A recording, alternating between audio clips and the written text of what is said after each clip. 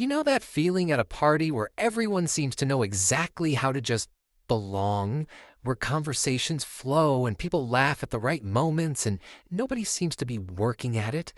And then there's you, doing the math in your head, calculating when to speak, wondering if you smiled at the right time or said the wrong thing 3 minutes ago.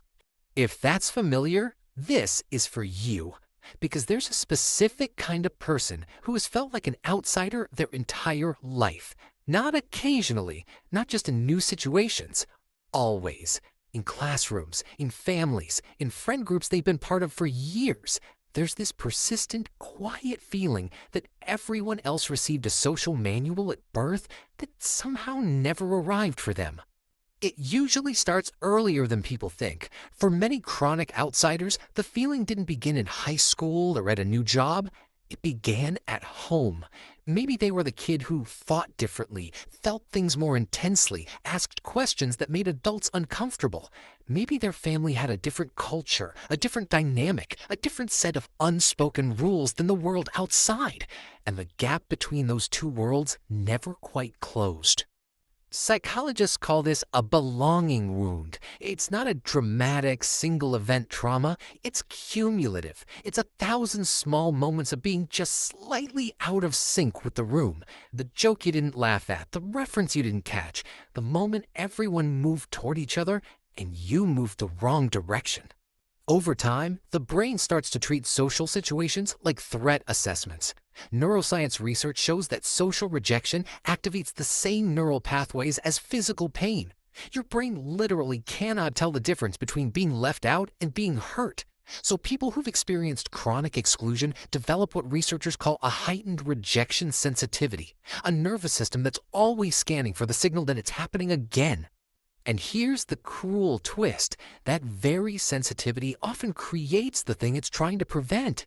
When you're hyper-aware of every social cue, you start to seem distant, guarded, hard to read. People sense the wall, even when they can't name it.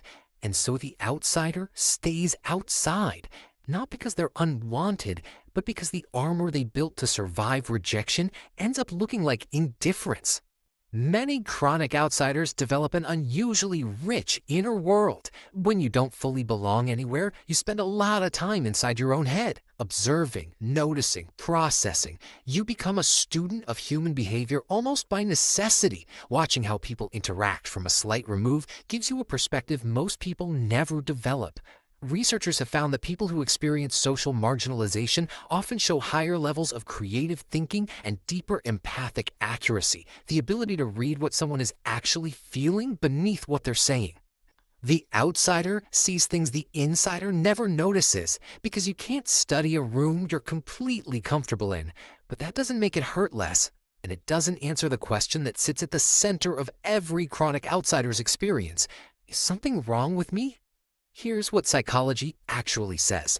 No, but something did happen to you.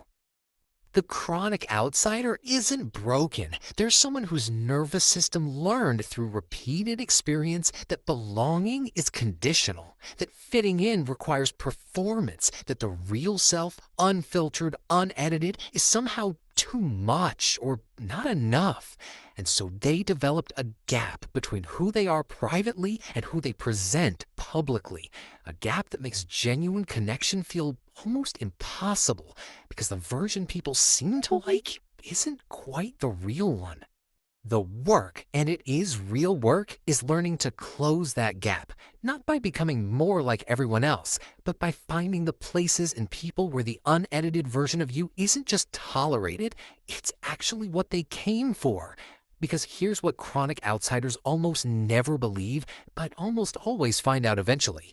They're not too much, they were just in the wrong rooms. The belonging you've been looking for your whole life isn't the kind where you finally figure out how to fit in.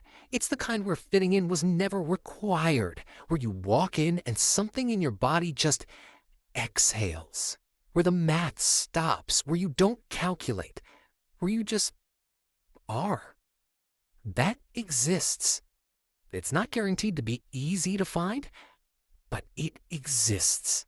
And the person who spent a lifetime on the outside, watching, learning, understanding people in ways those people don't even understand themselves, that person, when they finally find their room, doesn't just belong.